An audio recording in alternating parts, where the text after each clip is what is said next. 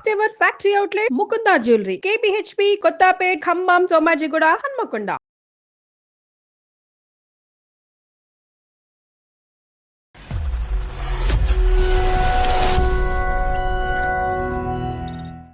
మాధురి నాతో పాటు బయటకు వచ్చేస్తే ఇంట్లోంచి నేను ఆమెను పెళ్లి చేసుకుని నేను ఎంత బాగా చూసుకుంటా అనేది చెప్పొచ్చు. బయటకు వచ్చేసే అమ్మాయి అయితే ఎప్పుడో వచ్చేసి ఉండేది అమ్మాయి. ఇప్పుడు డాక్టర్ కళ్యాణ్ చక్రవర్తి జయ చెప్పాలా నువ్వు బయటకు వచ్చే అమ్మాయి మాట్లాడేవా ఇంట్లో? ఏం మాట్లాడాలి కిరణ్, తెలుసు కదా నీకు డాడీ ఏం చెప్తారో. ఎన్నిసార్లు ట్రై చేసినా అదే చెప్తూ ఉంటారు. ఇంకా కిరణ్ కాల్ చేశారు నాన్న.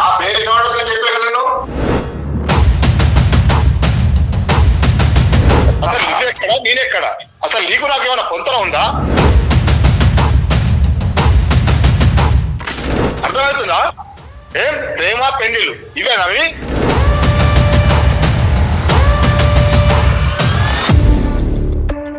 ఎప్పుడైతే కనుక మీ అమ్మాయిని చంపబోయాడో కిరసనాయిలు పోసి మీ గొప్ప అల్లుడు చంపేసి ఉన్నట్లయితే ఈ పరువు మర్యాద మీ పెద్దరికం ఏమయ్యేది? మీరే నుంచొని చేస్తే సొసైటీ ఏమంటదండి? మీ చుట్టాలు ఏమంటారు? మీరే నుంచొని చేస్తే మమ్మల్ని ఏమన్నామ్మా, కాకపోతే ఊరు బయట వదిలేస్తారు. బహుశా కరోనా అనేటటువంటి ఒక పాండమిక్ ఒక చాలా చిన్న ఇన్ఫెక్షన్ ఏమో, ఈరోజు కులం అనేటటువంటిదే ఒక పెద్ద ఇన్ఫెక్షన్ ఏమో. ఇది ఒక వ్యాధి అండి.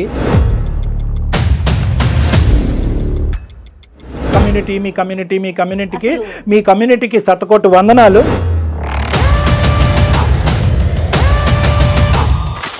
ప్రేమించేవాడిని ఒకరిని ప్రేమిస్తుంది, తండ్రి పెళ్లి చేస్తే ఇంకోని పెళ్లి చేసుకుంటుందా? అదే నా ప్రేమ అంటే? ఎందుకమ్మా జీవితాలతో ఆడుతారు మీరు ఇలాగా? మీ ఇద్దరమే కులాలా? మీ ఇద్దరమే గోత్రాలా? మీ అందరూ ఇలా చచ్చిపోవాలా? అందమైన జీవితం కార్యక్రమానికి స్వాగతం. నమస్తే కళ్యాణ్ గారు. నమస్తే జయ గారు. కళ్యాణ్ గారు, కిరణ్ అనే ఒక పర్సన్ మనకి మెయిల్ చేశారండి. అతను మెయిల్ చూసినాక నాకు అనిపించింది, ఇలా కూడా ప్రేమిస్తారా? ఈ రోజులో ఇలా కూడా ఉన్నారా? ఇంకా ఈ స్థాయిలో ప్రేమిస్తారా అనిపించిందండి. చాలా అద్భుతంగా ఉంది అతని వర్షన్ అయితే వింటుంటే. బట్ ఒకవైపే మనం మాట్లాడడం కాబట్టి అసలు ఏం జరిగిందో మనం తెలుసుకునే ప్రయత్నం చేద్దాము. కాల్ చేస్తాను మరి ఒకసారి. నాకు గాఢంగా ప్రేమించే అబ్బాయిలు అంటే ఎంత ఇష్టం మేడం. అవునండి, స్వచ్ఛమైన ప్రేమ అది. హలో కిరణ్ అండి, నమస్తే అండి. నేను జయాని అందమైన జీవితం ప్రోగ్రామ్ నుంచి కాల్ చేస్తున్నాను. కిరణ్ స్టూడియోలో ఉన్నాను. డాక్టర్ కళ్యాణ్ చక్రవర్తి గారు కూడా ఉన్నారు. గుడ్ మార్నింగ్ నాన్న. కిరణ్, ఏదో నీ ప్రేమ గురించి చెప్తావు అని మేడం అంటే వెంటనే కలపండి అని అన్నాను. ఏంటి నాన్న? అదే నేను యాక్చువల్లీ ఒక అమ్మాయిని లవ్ చేశాను. ఎంత? నీ వయసు ఎంత? నా ఏజ్ 26, 27 వస్తాయి.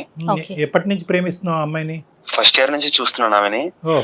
అప్పటి నుంచి నాకు కొంచెం ఆమె అంటే ఇష్టమే. పెళ్లి చేసుకోవాలని ఒక థాట్ వచ్చింది నాకు. సో అందుకని నేను థర్డ్ ఇయర్ లో ఆమెకి ప్రపోజ్ చేశాను. ఆమెకు కూడా నేను అంటే ఇష్టమే కాబట్టి ఆమె కూడా నన్ను యాక్సెప్ట్ చేసింది. సో అప్పటికే తన మనసులో ఉన్నదా కిరణ్ అనే అబ్బాయిని? తన లోపల అంటే బయటికి చెప్పలేదు కానీ నువ్వు చెప్పిన తర్వాత చెప్పింది? అవును, అంటే ఆమెకి ఇష్టమే నేనంటే, కానీ ఫ్రెండ్ లాగా మాట్లాడే వాళ్ళం మేము.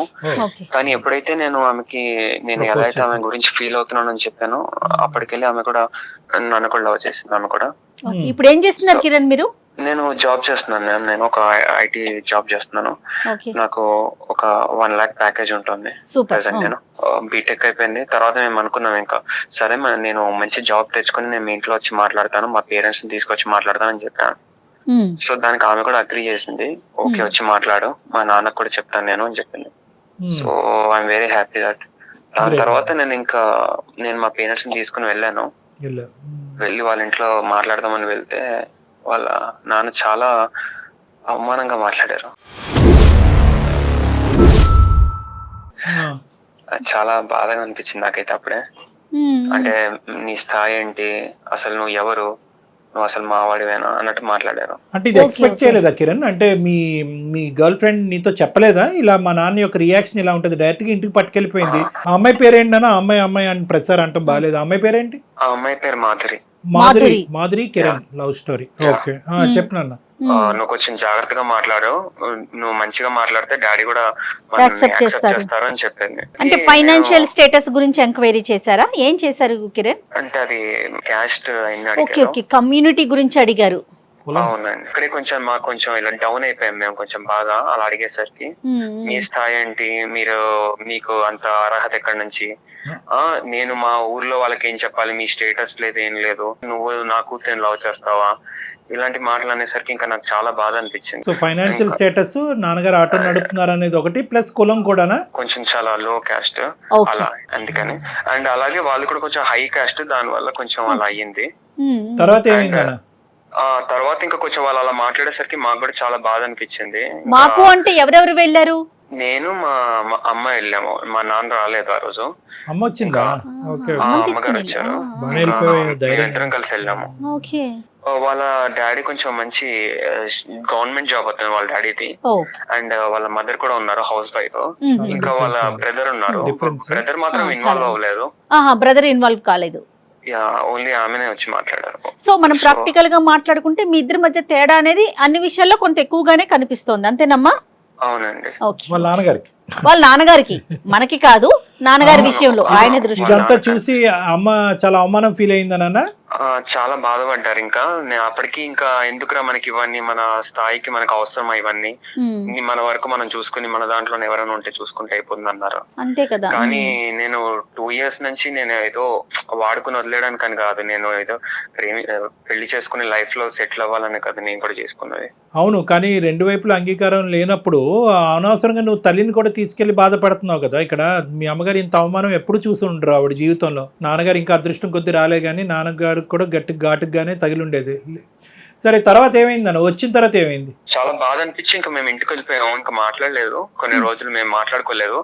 ఇంకా కొన్ని రోజులు మాట్లాడుకోకపోయినా తర్వాత చాలా రోజులు సరే ఇంకా నేను కొంచెం ఇంకా బాగా జాబ్ చేసి మాది కొంచెం, లేకపోతే నేను నిన్ను చూసుకోవడానికి కొంచెం ఆర్థికంగా నేను కొంచెం డబ్బులు అయినా పెంచుకుని మాట్లాడుతానని చెప్పిన. ఇంకొంచెం సెటిల్ అవ్వాలని ట్రై చేశాడా? అవును, నేను అలా ట్రై చేశాను. సో చేసే ఈ గ్యాప్ లో ఏమైందంటే మ్యారేజ్ చేసేసాడు ఆమెకి. సో ఆమెకి మ్యారేజ్ అయిపోయింది. నేను చాలా అసలు అన్ఎక్స్పెక్టెడ్, అది నేను అసలు అనుకోలేదు మ్యారేజ్ అయిపోతుంది. అప్పటికి ఇంకా నేను కాల్ చేయడానికి చాలా ట్రై చేశాను. కాదు కిరణ్, తను నీతో ఏం టచ్ లోకి రాలేదా? ఇట్లా నాకు పెళ్లి సంబంధాలు రోజులు అసలు ఫోన్ స్విచ్ ఆఫ్ వచ్చింది. ఒక రోజు ముందు నాకు మెసేజ్లు కూడా వచ్చాయి కొంచెం నార్మల్ గా, ప్లీజ్ నాకు కొంచెం మెసేజ్ చేయకు, ఇంట్లో చాలా ఇబ్బందిగా ఉంది అన్నట్టు కొంచెం అలా మెసేజ్ పెట్టారు నాకు. అంతే కాదండి, ఇప్పుడు మీరు వాళ్ళ ఇంటికి వెళ్ళి మాట్లాడొచ్చిన తర్వాత మీ ఇద్దరి మధ్య ఎలాంటి కమ్యూనికేషన్ లేదా? ఉంది, కానీ మామూలుగా ఉంది. ఎలా నాతో మామూలుగా ఇలా మధు చాలా సార్లు మాట్లాడింది. కాదు నాన్న, ఇంకో మ్యారేజ్ సంబంధం చూస్తున్నారా, అబ్బాయిని చేసుకోబోతున్నారు అనేది నీకు హింట్ లేదా? మాధురికి హింట్ లేదా? అసలు మాధురికే లేదా? నాకు తెలీదు, ఆమెకు కూడా తెలియదు. అది అమ్మాయి కూడా తెలియదు. మాకు సర్ప్రైజ్ గా తీసుకొచ్చారు, ప్రెషర్ పెట్టారు, పెళ్లి చేశారు. అవును, అది ఒక నెల రోజుల ముందు నుంచి మేము అసలు మాట్లాడుకోలేదు. ఆమెకు పెళ్లి అయ్యే నెల రోజుల ముందు నుంచి మేము మాట్లాడుకోలేదు అసలు. మాధురి పెళ్లి అయిన తర్వాత ఎలా ఉంది, నీతో టచ్ లో ఉందా? అది అంటే మేమిద్దరము ఎలా కలిసామంటే, మళ్ళీ ఒక ఫ్రెండ్ ఉన్నారు మాకు, కామన్ ఫ్రెండ్, మేమిద్దరము ఆయన పెళ్లిలో కలిసాము అసలుకి. అప్పటి వరకు మీ కమ్యూనికేషన్ అంటే ఎంత గ్యాప్? అది ఎంత గ్యాప్? అది దగ్గర ఒక 8-9 months, దగ్గర ఒక 1 year అని ఉండొచ్చు. మాధురికి 1 year పెళ్లి అయిన తర్వాత మళ్ళీ మీరు కలుసుకోవటం. అవును, ఈ మధ్యలో మళ్ళీ 1 year. నీ మధ్యలోనా? మేము అసలు ఇంకా నేను పెళ్లి అయింది కాబట్టి నేను ఇంకా డిస్టర్బ్ చేయాలనుకోలేదు. Okay Kiran, decent boy. ఎందుకంటే నాకు ఆమె హ్యాపీగా ఉంటుంది, వాళ్ళ నాన్న తెచ్చిన సంబంధం కదా అనుకున్నాను అలా. సో ఇంకా మేము 1 year తర్వాత కలిసాము, కలవడం కూడా. ఎలా ఉందంటే తన మ్యారేజ్ లైఫ్? అసలు చాలా ఇబ్బందిగా ఉందంట. అసలు అతను వాళ్ళ కులం అతనే, అంటే వాళ్ళ తెలిసిన వాళ్ళ, అంటే వాళ్ళ నాన్నగారు తీసుకొచ్చిన పెద్దలు నిర్ణయించిన సంబంధమే. అంతే, అవునండి.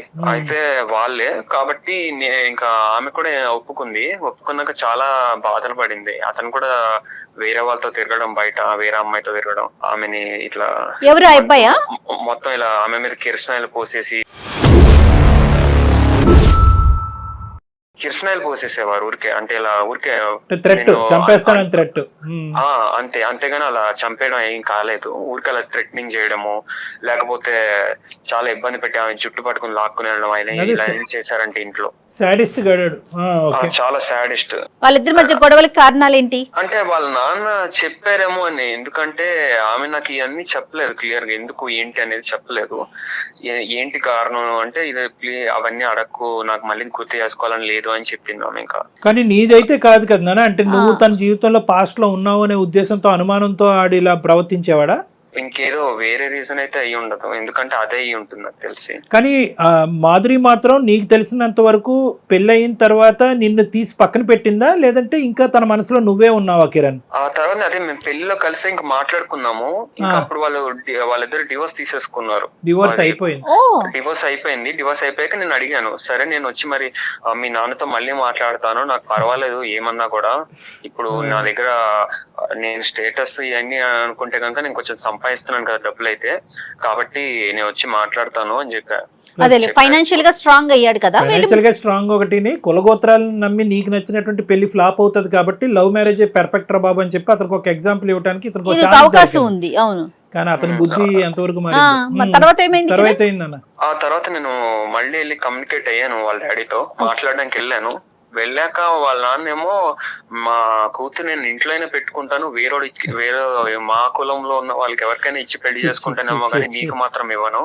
ఈసారి అయితే మీ అమ్మనైతే తీసుకెళ్లే కదా? నేను లేదు, నేను ఒక్కనే వెళ్ళి మంచి పని చేసావు. ఇంట్లో అయినా ఉంచుకుంటాడంటే కానీ వేరే కమ్యూనిటీలో పెళ్లి చేయడట. అదేలేండి, కానీ ఇక్కడ మాధురి పాత్ర ఏంటన్నా నాకు అర్థం కావట్లేదు. మాధురి పాత్ర ఏంటి అసలు? ప్రేమించుకోవటం అంటే కనుక ఇంక అంతేనా? వన్ సైడెడ్ సెల్ఫ్ గోలేనా? నీ గోల్ నువ్వు కొట్టుకోవటమేనా?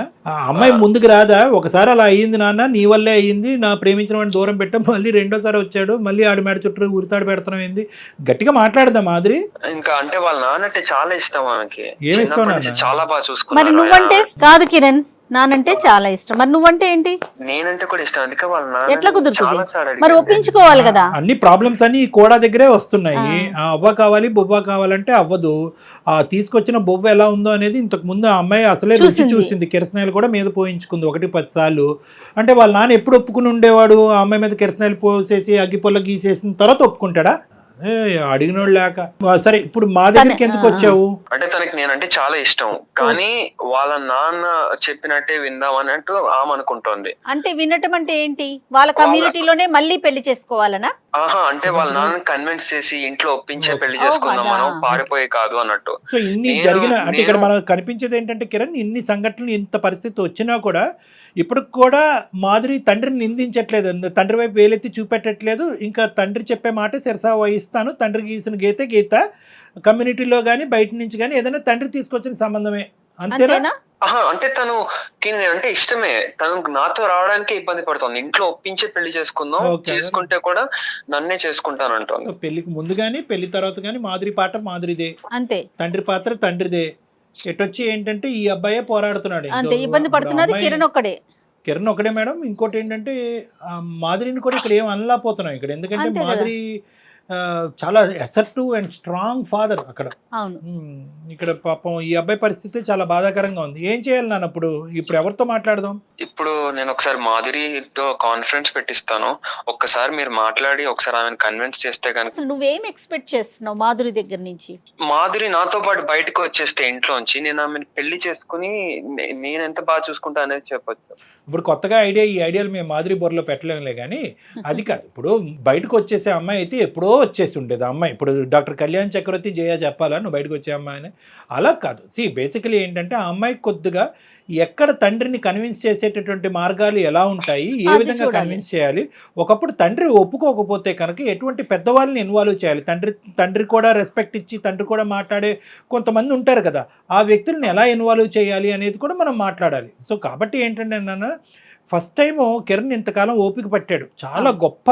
ఏంటి 3 సంవత్సరాల పాటు చూస్తూనే వ్యక్తపరచకుండా 3 సంవత్సరాల తర్వాత వ్యక్తపరిచి ఆ అమ్మాయి ఒప్పుకున్న తర్వాత ఆ అమ్మాయి ఒప్పుకున్న 2 సంవత్సరాల తర్వాత తండ్రి వరకు తీసుకెళ్ళి తండ్రి కాదు అంటే కనుక తలదించుకుని వెనక్కి వచ్చేసి ఆ అమ్మాయి మ్యారేజ్ని డిస్టర్బ్ చేయకుండా రేపొద్దున మ్యారేజ్ డిస్టర్బ్ అయిన తర్వాత కూడా పాత కిరణ్ లాగే తండ్రిని ఒప్పించాలి అని అనుకునే ఒక మంచి కిరణ్ని ఈరోజు అందమైన జీవితం ద్వారా చెడ్డ కిరణ్ అని చెప్పించాలని మేము అనుకోవట్లే.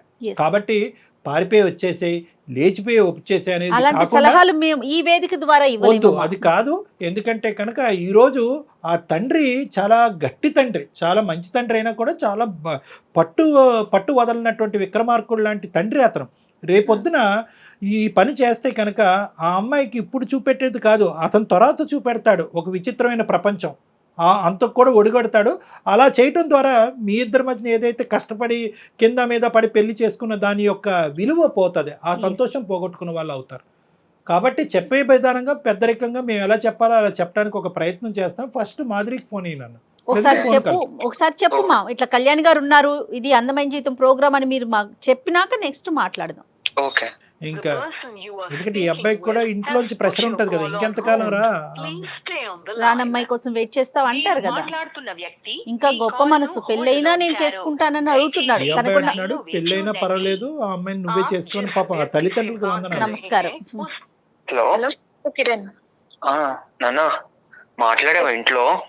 ఏం మాట్లాడాలి కిరణ్, తెలుసు కదా నీకు డాడీ ఏం చెప్తారో. ఎన్నిసార్లు ట్రై చేసినా అదే చెప్తూ ఉంటారు. ఇంకా ఇంకొకసారి ట్రై చేసి కదా. నేను మళ్ళీ మాట్లాడినా, ఎంత చెప్పినా అదే చెప్తున్నారు. నేను ఆల్రెడీ చెప్పినా, మీరు చెప్పిన సంబంధం నేను చేసుకున్నా, ఏం జరిగిందో చూసారు కదా, అట్లీస్ట్ ఇప్పుడైనా ఒప్పుకోండి అని చాలా ట్రై చేశా, కానీ అసలు వినడం లేదు నా మాట. ఏదైనా పర్లేదు, కొంచెం టైం తీసుకొనైనా నీకు మంచి సంబంధం తెస్తా నేను అని అదే చెప్తున్నారు. అయితే నేను ఇది అందమైన జీవితం అని ఒక ప్రోగ్రామ్ ఉంది కదా, వాళ్ళకి మెయిల్ పెట్టా. యాక్చువల్లీ వాళ్ళు ఒకసారి మాట్లాడతావా? లేదు లేదు, కొంచెం మాట్లాడు ఒకసారి. మాధురి సార్ చెప్పండి సార్. నమస్తే అమ్మా. ఏంటంటే ఇప్పుడు నా పేరు డాక్టర్ కళ్యాణ్ చక్రవర్తి, నాతో పాటు హోస్ట్ ఇక్కడ జయ గారు కూడా ఉన్నారు. అందమైన జీవితం ఇక్కడ మనం కొద్దిగా కాంప్లెక్స్, ఈజీగా తెగనటువంటివి లేదంటే దీర్ఘకాలికంగా అలా స్ట్రెచ్ అవుతూ అందరినీ మానసికంగా పరీక్ష పెట్టేటటువంటి సమస్యలను మనం టేకప్ చేస్తున్నాం. మీది కూడా అలాంటిదే అనేది నా ఆలోచన, అందు గురించి వెంటనే ఫోన్ కలపడం జరిగింది. ఇప్పుడు ఇక్కడ ఎలా ఉంది అంటే పాపం కిరణ్ మీద పరిస్థితి అసలు అతను దయానీయమైనటువంటి పరిస్థితి వర్ణాతీతం. ఎందుకంటే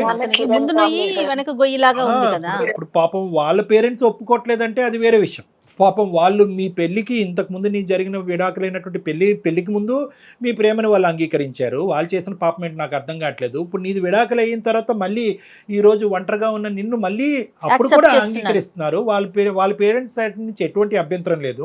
కిరణ్ మాత్రం ఒక అమర ప్రేమికుడిలాగా అప్పుడు ఇప్పుడు ఎప్పుడు మాధురి తప్ప ఇంకో జీవితమే లేదని అంటున్నాడు. ఇక్కడ ఎంతవరకు ఒక మనిషి తన జీవితాన్ని త్యాగం చేస్తాడు? ఎంతవరకు ఒక తల్లి తండ్రి వాళ్ళ కన్న కొడుకు కళ్ళెదురుగుంటే ఇలాగా దహించిపోతుంటే, జీవితం సర్వనాశనం అవుతుంటే కనుక ఎంతకాలం వాళ్ళ తల్లిదండ్రులను నోరు మూసి నూరుకుంటారు? ఇప్పుడు నువ్వేమొచ్చి నాన్న కావాలి, ప్రేమికుడు కావాలి అంటున్నాడు. కానీ ఇక్కడ నువ్వు కావాలి అని అంటూనే ప్రేమికుడిని ఏమొచ్చి రబ్బర్ బ్యాండ్ లాగా సాగదీస్తున్నావు. మీ నాన్న మాత్రం అలా గుప్పెట్లో పెట్టుకుని కాపాడుకుంటున్నాం. మీ నాన్నతో గొడవ పడమని అనట్లేదు, మాట్లాడే విధంగా మీ తండ్రితో మాధురి నువ్వు మాట్లాడేవా అని అడుగుతున్నా. కిరణ్ కాల్ చేశారు నాన్న.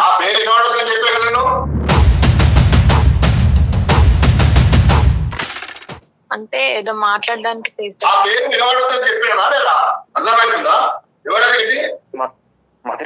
హలో హలో బాబు, నీకు ఇంత ముందు చెప్పా కదా అంకుల్.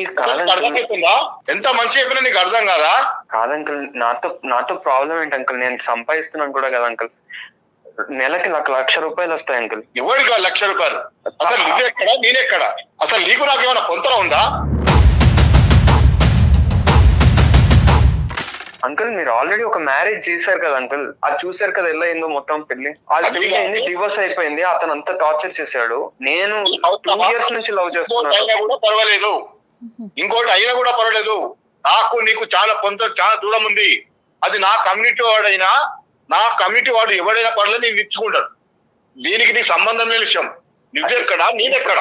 ఇప్పుడు ఏంటి అంకుల్ ఇన్ని ఇయర్స్ ఎప్పుడు అంకుల్ అది ఎన్ని ఏళ్ళు అయింది అంకుల్ అదంతా అయిపోయి ఇప్పుడు ప్రెసెంట్ ఏంటి అంకుల్ అసలు లవ్ చూస్తారు అంకుల్ ఏంటి మేము ప్రేమించుకుంటున్నాం అది అసలు ఏంది అసలు నీకు ఏం అర్థమవుతుంది అసలు నేను ఎవరు అనుకుంటున్నాను ఇంతకి నీ ఆలోచన ఏంది నీకు ఎంత అనుభవం ఉంది అసలు నీ కమ్యూనిటీ ఏంది నా కమ్యూనిటీ ఏంది అర్థమవుతుందా ఏం ప్రేమ పెళ్లిళ్ళు ఇవేనవి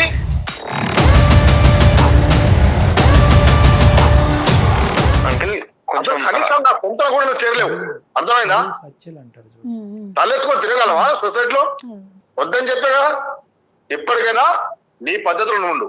సార్ గురుగారు నమస్తే, నేను కూడా లైన్లో ఉన్నాను. నేను ఉన్నానని మీకు తెలియలేదు అనుకుంటాను. నా పేరు డాక్టర్ కళ్యాణ్ చక్రవర్తి. నాతో పాటు హోస్ట్ జయ గారు ఉన్నారు. మేము అందమైన జీవితం అనే కార్యక్రమం సుమన్ టీవీ నుంచి ఫోన్ చేస్తున్నాం.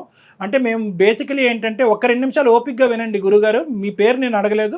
మీ పేరు సతీష్ కుమార్ అండి. సతీష్ కుమార్ గారు. సతీష్ కుమార్ నమస్తే సతీష్ కుమార్. మీరు ఎవరు అని అడుగుతారేమో అని అనుకున్నాను, కానీ అడగకముందే బహుశా యాక్సెప్ట్ చేశారు నన్ను మాట్లాడటం. సంతోషం. నేనేంటంటే ఏదో గొడవలు పెట్టేటటువంటి గురించి రాలేదు. సానుకూలంగా ఈ ఇష్యూని ఎలా రిజాల్వ్ చేయాలి, మానసికంగా అందరినీ వేధించేటటువంటి ఈ 2 కుటుంబాలు, 2 ప్రేమికుల మధ్యన ఏళ్ల తరబడి నానుతున్నటువంటి ఈ అంశాన్ని సానుకూలమైనటువంటి పరిస్థితుల్లో ఒక మంచి సొల్యూషన్ చెప్పాలి అనేటటువంటి ఉద్దేశంతో నేను ఈరోజు మీకేం అవడనుకోండి, కానీ కిరణ్ని సంప్రదించడం జరిగింది. కిరణ్ ఏమో వచ్చి మాధురికి ఫోన్ కలిపాడు. ఈ లోపల మాధురితో పూర్తిగా మాట్లాడకముందే మీరు వచ్చారు. ఎందుకంటే మీ పాత్ర ఇక్కడ పెద్దది. ఎందుకంటే మాధురి 2 మాటలు చెప్పినా అంతకు మించి మాధురి చెప్పలేదు అనేది 5-6 సంవత్సరాలు బట్టి కాలం నిర్ణయించింది. ఏదైనా పెద్ద పాత్ర, పెద్ద మనసు చేసుకోవాల్సినటువంటి వ్యక్తి ఎవరైనా ఉన్నారు అంటే అది ఈరోజు సతీష్ కుమార్ గారే. కాబట్టి సతీష్ గారు, ఈరోజు కిరణ్ని మీరు యాక్సెప్ట్ చేయకపోవటానికి ప్రధానమైనటువంటి ఒక 3 కారణాలు మాకు చెప్పగలరు. ఓకే సార్, ఇప్పుడు మీకేం సార్ అక్కడ కూర్చున్న చూసినంత మాత్రాన ఇక్కడ నాకు సొసైటీ ఇలా నేను తలెత్తుకొని తిరగడానికి మీరు ఎక్కడ కూర్చున్నారో మీ కారణాలే చెప్పమంటున్నారు. మా కుర్చీ గురించి మీకు అనవసరం. మీ కారణాలు ఏంటో చెప్పండి. సార్ మీకెందుకు నా ఫ్యామిలీలో మీరు వచ్చి చెప్పడం ఏంటి కాదు, అసలు అర్థమైపోయింది. ఒకటి, ఇది మీ ఫ్యామిలీ, మీ యొక్క హక్కుల నుంచి పరిధులు దాటి ఒక సామాజిక పరమైనటువంటి అంశం ఎక్కడో చోట ఒక పెద్దవాళ్ళు ఇన్వాల్వ్ అవ్వాల్సినటువంటి పరిస్థితికి వచ్చింది. ఎప్పుడైతే కనుక మీ అమ్మాయికి కిరణ్ వద్దు అని చెప్పి ఫస్ట్ అటెంప్ట్లో మీరు అన్నారో, ఎప్పుడైతే కిరణ్ విత్డ్రా అయిపోయాడో అప్పుడు మీకు కావాల్సిన పెళ్లి మీరు చేశారో అక్కడి వరకు ఇది మీ కుటుంబం ఇష్యూ.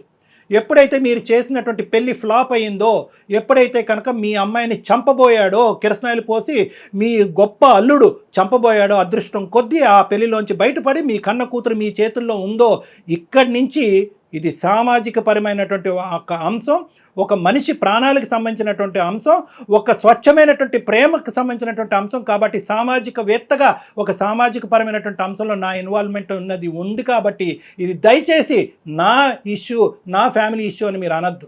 ఎందుకంటే కనుక వినండి సతీష్ కుమార్ గారు, మీకు నేను మర్యాద ఇస్తున్నాను, నాకు మీరు మర్యాద ఇస్తున్నారని అనుకుంటున్నాను. ఒక అంశం నేను చెప్తున్నాను. ఇక్కడ చాలా ముఖ్యమైనటువంటి అంశం. సమాజంలో పరువు హత్యలు అనేటటువంటిది విచ్చలవిడిగా జరుగుతున్నాయి. కొన్ని బయటకు వస్తున్నాయి, కొన్ని రావట్లేదు. ఆ స్థాయి కేటగిరీకి చెందినటువంటి ఈ అంశం కాదు అని అనుకున్నా కూడా ఇది దాని నుంచి ఎంతో దూరంలో లేదు అనేది ఈరోజు మీ టోన్ ద్వారా నాకు అర్థమవుతుంది. కాబట్టి ఈరోజు నేను అడిగినటువంటి ప్రశ్నకి నా ఇష్టం, నా కుటుంబం అనే మాటలు కాకుండాని ఒక 3 ప్రధానమైనటువంటి అంశాలు కిరణ్లో లేనటువంటివి, మిగతా మీరు చూసేటటువంటి సంబంధాల్లో ఉన్నటువంటివి ఏంటన్నది నాకు చెప్పండి. కిరణ్ ఎందుకు మీరు తిరస్కరిస్తున్నారు, ఎందుకు యాక్సెప్ట్ చేయలేకపోతున్నారు? నేను చెప్పేది కొంచెం అర్థం చేసుకోండి సార్. మా వయస్సుకు మేము చేసే పనులకి మా కమ్యూనిటీ పోతేనే మాకు రేపు ముందడుగు వేయడానికి వస్తుంది. మాది పెద్ద బలగము. మా ఫ్యామిలీలో ఎక్కడ పోయినా ఎటు పోయినా కానీ చిన్నదైనా పెద్దదైనా చాలా పెద్ద బలగం. తలెత్తుకొని తిరగాలనుకున్నా కొంతలో లేని సంబంధాలు పట్టలేము సార్. కరెక్ట్ కాదు. ఎందుకంటే నేను ఇంటికి పెద్ద కుటుంబంలో పెద్ద మనిషిని, నాకంటూ ఒక 10 మందిలో పలుకుబడి ఉంది. దీన్ని ఎదిరించి నా కులాన్ని ప్రోత్సహించకుండా నేను పిల్లల్ని చేస్తే నాకు రేపు పరువు ఏమైతుంది? అసలు కనీసం తిరగలనా? ఒకటే ఒక్క మాట అండి, ఈ రోజు నా పిల్ల ప్రాణాలతో ఉంది కాబట్టి నా పరువు, నా చుట్టాలు, నా బలగం, నేను పెద్ద మనిషిని అంటున్నారు. ఆ అమ్మాయిని అతను మీరు సో కాల్డ్ ఒక పర్సన్కి ఇచ్చి పెళ్లి చేశారు. ఆ అబ్బాయి చంపేసి ఉన్నట్లయితే ఈ పరువు, మర్యాద, మీ పెద్దరికం ఏమయ్యేది? కరెక్ట్ అమ్మా. ఇప్పటికైనా కూడా అదే నా సొసైటీ వాడైతే నాకు పర్వాలేదు. అయితే ఇంకొకటి చేస్తాం. ఇంకా కొంచెం కాదండి, ఎన్ని హింసలు పెడుతున్నా ఎన్ని బాధలు పెడుతున్నా మీ కమ్యూనిటీలో పర్సన్ అయితే పర్వాలా, బయట మనిషి అయితే యాక్సెప్ట్ చేయరు, అంతేనా మీరు చెప్పేది? కరెక్ట్ కదమ్మా. ఇప్పుడు ఎట్లా అంటే ఒకసారి మీరు చూడండి, మీరు ఎన్ని చూస్తలేరు బయట, మా ఊర్లో చూస్తారా, పక్క ఊర్లో చూడండి ఎంత ఇప్పటికీ ఊర్లో కులం నుంచి వివేయడము, ఊరు బయట పెట్టడము, వాళ్ళకు మంచి అయినా మేము మాకు ముచ్చడైనా ఎవరికి పోకుండా ఎంత ప్రాబ్లం అయితే తెలుసా? ఆ పిల్లలకి ఏం తెలుసమ్మా? కాదండి, మీ అమ్మాయి మీ మీద ఇంకా చాలా గౌరవంతో ఒకసారి ఇబ్బంది పడి చావు బతుకుల మధ్య మీ ఇంటికి వచ్చినా కూడా ఇంకా మా నాన్న ఇష్టం, మా నాన్న మాట్లాడితేనే, మా ఇంట్లో వాళ్ళు ఒప్పుకుంటేనే నిన్ను పెళ్లి చేసుకుంటానని చెప్పి మీకు అంత గౌరవం ఇస్తోంది, మీరు ఒక్క మెట్టు తగ్గలేరండి పిల్ల సంతోషం కోసం? మీరే నుంచొని చేస్తే సొసైటీ ఏమంటదండి, మీ చుట్టాలు ఏమంటారు? మీరే నుంచొని చేస్తే ఏమన్నారండి? మమ్మల్ని ఏమన్నారమ్మా, కాకపోతే ఊరు బయట వదిలేస్తారు, కులంలోకి వెళ్ళి ఇంకా ఏ రోజుల్లో ఉన్నామండి, ఇంకా ఏ రోజుల్లో ఉన్నాం మనం. సతీష్ కుమార్ గారు, ఇప్పుడు మీ ఆ అబ్బాయి పాపం పిచ్చోళ్ళ లెక్క ఈ సంవత్సరం పాటు సరే ఎప్పటికైనా మా మామ వచ్చి కాబోయే మామని అతను ఊహించేసుకుంటున్నాడు, ఎప్పటికైనా అమ్మాయి అతను అమ్మాయి అవుతాడని చెప్పి సంవత్సరం పాటు, బహుశా సంవత్సరంలో విడాకులు అయింది కాబట్టి సంవత్సరం వెయిట్ చేశాడు. ఆ అబ్బాయి ప్రేమ, ఆ అబ్బాయి మనసు చూస్తే కనుక 10 సంవత్సరాలన్నా వెయిట్ చేసే వ్యక్తిలాగా నాకు అనిపిస్తున్నాడు. అంత స్వచ్ఛమైనటువంటి కుర్రోడు ఎక్కడ దొరుకుతాడండి? ఏ కులంలో దొరుకుతాడు? ఏంటి కులం ఏంటి, గోత్రం ఏంటి? ఇందాక నుంచి మిమ్మల్ని అబ్బాయి పిచ్చోళ్ళలాగా ఏమంటున్నాడంటే ఈ 1 year పాటు నా స్థితిగతులను ఇంప్రూవ్ చేసుకుని ఇంకొద్దుకు సంపాదిస్తే కనుక అప్పటికైనా నా మాధురి వాళ్ళ తండ్రి సతీష్ కుమార్ గారు ఒప్పుకుంటారేమో అని చెప్పి ఇంకా అపోలో ఉన్నాడు. ఇతను ఏంటంటే మీకు అర్థం కానటువంటి అంశం ఏంటంటే, బహుశా కరోనా అనేటటువంటి ఒక పాండమిక్ ఒక చాలా చిన్న ఇన్ఫెక్షన్ ఏమో, ఈరోజు కులం అనేటటువంటిదే ఒక పెద్ద ఇన్ఫెక్షన్ ఏమో, ఇది ఒక వ్యాధి అండి.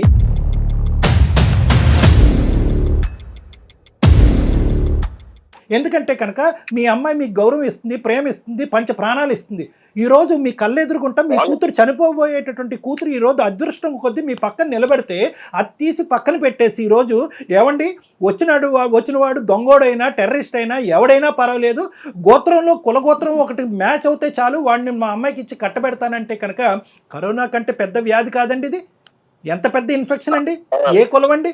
నేను ఇందాక ఒకే ప్రశ్న అడుగుతున్నాను. కిరణ్లో లేనటువంటి 3 అంశాలు, మీకు నచ్చినటువంటి 3 అంశాలు అంటే కనుక మీరు చెప్పినటువంటి పాట, పెద్ద కులం చిన్న కులం, పెద్ద కులం చిన్న కులం, మా కులం మా పేరు, పెద్ద చిన్న పెద్ద చిన్న, ఏంటండి ఇది చెప్పి మీకేమన్నా సొసైటీలో తిరగాలంటే మా ప్రాపర్టీకి నా పేరులో ఉన్న ఆస్తులు కానీ మా పాప పేరు మీద ఆస్తులు కానీ ఒక రకంగా ఏ దాన్ని చూసుకున్నా కిరణ్ కు మాకు పొంతన లేదు. కులం కలిసింది ఇంతకుముందు నన్ను ఇంకా ఇంప్రూవ్ చేసుకుని నాకు కొంచెం మంచి తమ్ముడు నువ్వు ఎంత కష్టపడినా, నువ్వు ఎంత ఇంప్రూవ్ చేసుకున్నా నీ కులాన్ని మార్చుకోలేగా. సంపాదించిన ఆ పెద్ద మనిషికి కనిపించేటటువంటి ఒకే ఏంటంటే కులం. నువ్వేమనుకుంటున్నావు అంటే కనుక మిగతా అంశాల్లో నేను పెరుగుతూ పెద్ద అయ్యితే కనుక ఇతను ఒప్పుకుంటాడేమో అనుకుంటున్నావు. కాదు, ఆ పెద్ద మనిషికి కనిపించేటటువంటి ఒకటే అంశం ఏంటంటే అది మనిషి ప్రాణాల కంటే ఎక్కువగా చూసేటటువంటి ఒక అంశం ఏంటంటే కులం. ఆ కులం అనేటటువంటి వ్యాధి, ఆ కులం అనే వ్యసనం ఇతని మనసులోంచి తీస్తే గానీ మాధురి నువ్వు ఒకరెవరు. అది సాధ్యమా కిరణ్? నా బిడ్డ అంటే నాకు ప్రేమ లేదా సార్? నా బిడ్డ అంటే కనీసం చిన్నప్పటి నుంచి ఎంత గారాభంగా పెంచాలో తెలుసా? ఆమె ఏడ పాదం పెడితే మట్టెడుతాను ప్రేమతో పెంచుకున్నా. కానీ నా బిడ్డ ఈ రోజు సార్ నేను కూడా అలాగే చూసుకుంటాను, నేను కూడా ప్రేమగానే చూసుకుంటాను సార్. నీవు చూసుకున్నా కాదు, ఇప్పుడు నా బిడ్డకు జరిగిందంటే బాధపడడం కాదు. మళ్ళీ చెయ్యకుండా మళ్ళీ ఇప్పుడైనా నా కమ్యూనిటీ వాడై ఉండాలి. చాలా ఎక్కువ మాట్లాడారు సతీష్ కుమార్ గారు. మీరు మీ కమ్యూనిటీకి శతకోటి వందనాలు. మీలాగా ఆలోచించేటటువంటి వాళ్ళందరికీ ఇంకో శతకోటి వందనాలు.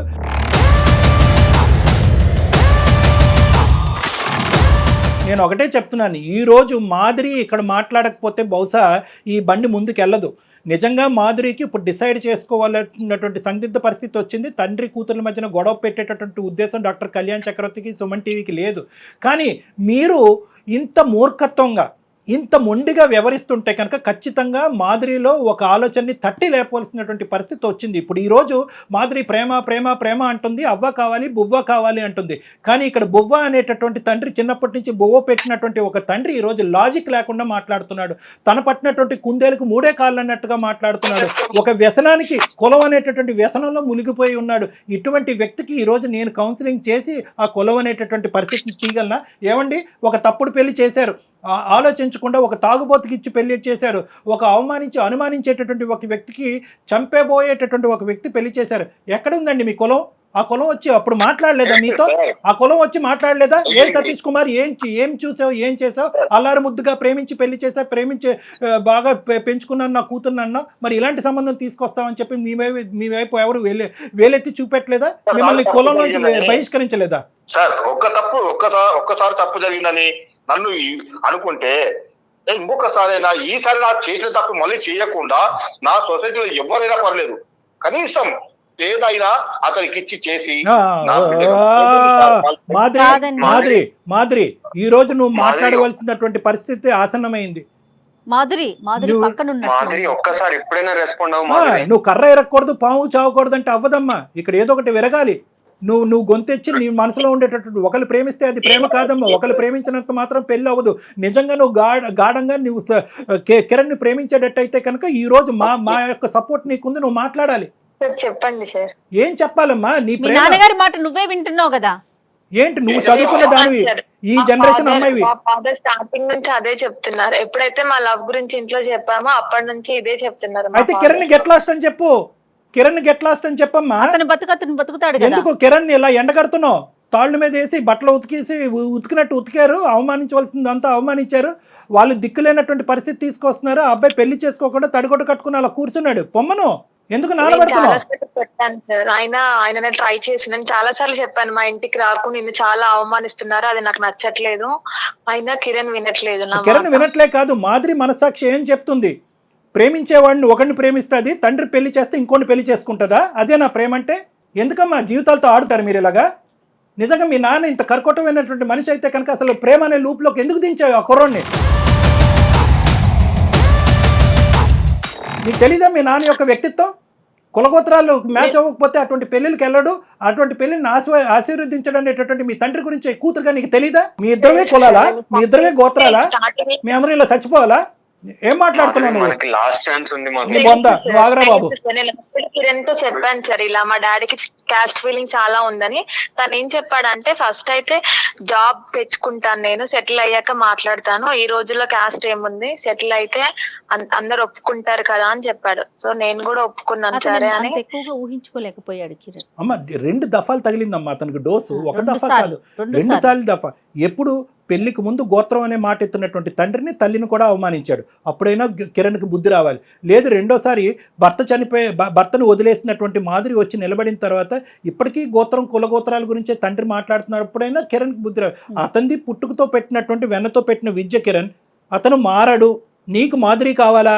మాధురి నీకు ప్రేమ కావాలా? నీకు కిరణ్ కావాలా? అంటే మా డాడీ ఒప్పుకుంటేనే నేను చేసుకుంటాను పెళ్లి.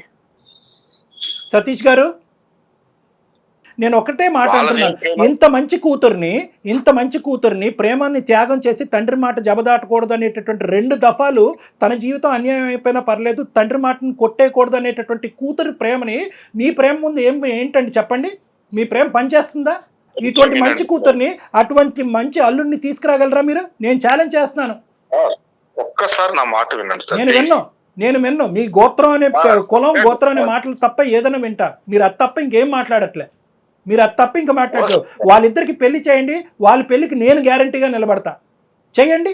ఒక్క మాట సార్, ఒక్కసారి చూడండి, వాళ్ళకి ఏం తెలుసు సార్ పెళ్లిల గురించి? 4 రోజులు నా బిడ్డ మీద మోజిపోతుంది, అవతల ఇంకా ఎక్కడో చేసిపోతాడు.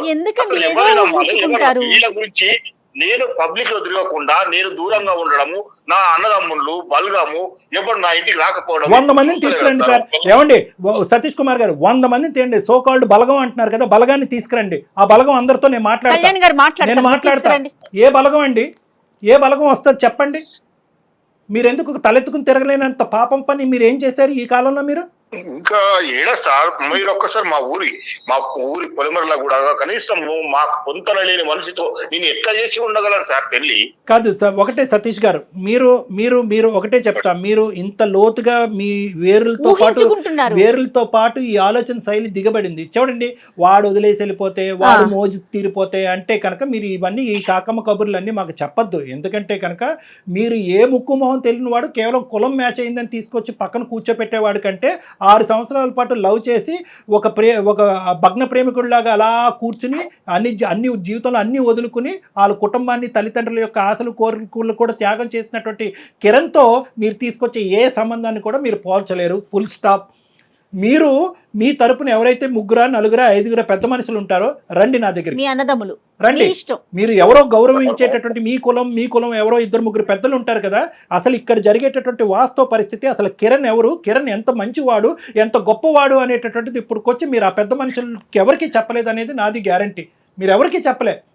వాళ్ళు గోత్రం కులం అంటున్నారు, మీరు అది నమ్ముతున్నారు. కాబట్టి ఎవరైతే ఒక 4, 5 పెద్ద మనుషులు తీసుకుని నా దగ్గర రండి. మీరు రండి నా దగ్గర, మనం కూర్చుందాం. కిరణ్ కూడా పిలిపిద్దాం, మాధురిని కూడా కూర్చోపెడదాం, మనందరం కూర్చుని మాట్లాడుకుందాం. అంతేగాని దయచేసి ఈ ప్రేమని ఇలా తొక్కేయద్దు. ఇది నా విన్నపం. 2 చేతులు ఎత్తి దండం పెడుతున్నా. సతీష్ గారు, డాక్టర్ గారు ఏం చెప్తున్నారు ఒకసారి ఆలకించండి దయచేసి. చెప్పట్లేదు, వేదన. నలుగురు అన్నదమ్ములు కలిసి వచ్చినప్పుడు వాళ్ళు ఒప్పించండి, మీరు అన్నట్టు కదా గ్రాండ్ గా పెళ్లి చేసేద్దాం. ఓకే, వాళ్ళు ఒప్పించాలంటారు నన్ను. ఆ నలుగురిని ఒప్పించాలా? వాళ్ళు ఒప్పిస్తే మీరు ఒప్పుకుంటారా? ఖచ్చితంగా సార్. ఓకే, ఆ నలుగురిలో ఎవరు ఒప్పుకున్నా నేను మీ ముందే గ్రాండ్ గా పెళ్లి నేను ప్రపోజ్ చేసిందే కాబట్టి నేను యాక్సెప్ట్ చేస్తాను. అదే నాకు అభ్యంతరం లేదు. కానీ ఇక్కడ ముఖ్యంగా కిరణ్ నీకు చెప్తున్నాను. కిరణ్ ఇక్కడ, హలో కిరణ్ సార్ చెప్పండి సార్. దేనికన్నా ఒక హద్దు ఉంటుంది, అర్థమైందా? అలాగే ప్రేమకి త్యాగానికి కూడా ఒక హద్దు ఉంటుంది. దయచేసి అర్థం చేసుకో. ఏం మాదిరి, నువ్వేమంటావు? మీ నాన్నగారు ఒక కండిషన్ పెట్టారు, దానికి డాక్టర్ గారు ఓకే అన్నారు. ఎందుకంటే మీ ఇద్దరిని కలపాలన్న సదుద్దేశంతో. నీ పాత్ర ఇక్కడ చాలా గట్టిగా ఉందమ్మా. ఓకే మేడం, నాకు కూడా ఇష్టమే. అంటే ఇన్ని రోజులు డాడీ అసలు కిరణ్ పేరు ఎత్తితేనే చాలా చిరాకు పడేవాళ్ళు. ఇప్పుడు సార్ చెప్పాక అట్లీస్ట్ ఈ మెట్టైనా దిగారు కదా, నాకు కొంచెం హోప్స్ ఉన్నాయండి. ఇప్పుడు మీరు వాళ్ళని కూడా ఒప్పిస్తారు, మా పెళ్లి జరిపిస్తారని కొంచెం నమ్ముతున్నాను. Thank you so much madam. చూద్దాం, మా వంతు ప్రయత్నం మేము చేస్తాం. మీరు రెండు వైపులు, ప్రతి కేసులో నేను చెప్తాను కదా, 2 ద్వారాలు తీసి ఉంచండి. అంటే ఏంటంటే కనుక వాళ్ళు ఒప్పుకుంటే ఏంటి, ఒప్పుకోకపోతేనేంటి, 2వ ఆప్షన్ కూడా మీరు ఓపెన్ గా పెట్టుకోండి. ఓకేనా? మిగతావన్నీ మనం కలిసి మాట్లాడుకుందాం. ఓకేనా? ఓకే కిరణ్. సతీష్ గారు ఉంటామండి. నమస్తే. మాకు మీతో మాట్లాడినందుకు అవకాశం కల్పించినందుకు, మా యొక్క విజ్ఞప్తిని మన్నించి సానుకూలంగా స్పందించినందుకు ధన్యవాదాలు. నమస్తే అండి. Thank you. మీరు మెట్టి దిగినట్టే ఉన్నారు. కిరణ్ కూడా స్ట్రాంగ్ గా చెప్పండి. ఒకసారి పెళ్లి అయిపోయిన తర్వాత పాత విషయాలు తవ్వకూడదు, చాలా జాగ్రత్తగా ఉండాల్సిన పరిస్థితి. ఎందుకంటే సుమన్ టీవీ తరపున అండ్ మీరు మనమంతా ఇన్వాల్వ్ అయ్యి అతని పెళ్లిని ఒప్పించబోతున్నాం అని అనుకుంటున్నాను నేను. అంటే జయ గారు, ఇప్పుడు ఓకే, ఇది కిరణ్ ఇష్యూలో మనకి ఇంత అదృష్టం ఉంది కాబట్టి, ఎందుకంటే ఆయన అతను మాట్లాడారు కాబట్టి మీరెవరు చెప్పేదని ఫోన్ పెట్టేస్తే మనం ఏం చెప్పలేం. ఎందుకంటే ఇంతకుముందు మనం మాట్లాడుకున్నట్టుగా ఈ కుల అనే బేసిస్ మీద జరిగేటటువంటి పరువు హత్యల వరకు దారి తీయకపోయినా కూడా చాలా అవమానకరమైనటువంటి హింసాత్మకమైనటువంటి సంఘటనలు జరగటం వల్ల సూసైడ్ వరకు దారులు తీసేటటువంటి సందర్భాలు ఎన్నో చూస్తున్నాం. అట్లీస్ట్ మనం ఈ చేసేటటువంటి ఒక ఎపిసోడు ఆ విధంగా ఇందాక నుంచి 1-10 సార్లు అన్నాను, కరోనా కంటే పెద్ద వ్యాధి అని నేను ఎందుకు అన్నానంటే కనుక అటువంటి స్ట్రైకింగ్ వర్డ్స్ మనం కొన్ని మాట్లాడితే అట్లీస్ట్ ఆ మాట వినైనా కూడా ఈ కులం అనేటటువంటి ఒక సబ్జెక్టు, ప్రేమ అనేటటువంటి గొప్ప హ్యూమన్ బేసిస్ మీద నడిచేటటువంటి ఒక మానవత్వంతో కూడినటువంటి ఒక పవిత్రమైనటువంటి దాన్ని అడ్డుకట్టు వేయలేదు అనేది వాళ్ళకి తగులుతుంది, ఆ విధంగా అనిపిస్తుంది అనే ఉద్దేశంతో నేను ఆ మాట అన్నాను. తప్పకుండా అండి, మీరు చెప్పింది 100% ట్రూ కళ్యాణ్ గారు. చూద్దామండి వాళ్ళు ఎంతమంది వస్తారో, ఏం మాట్లాడాల్సిన పరిస్థితి మీకు వస్తుందో, ఎట్లయినా మీరు వాళ్ళని ఒప్పిస్తారని నేనైతే అనుకుంటా ఉన్నాను. చూద్దాం. నమస్తే.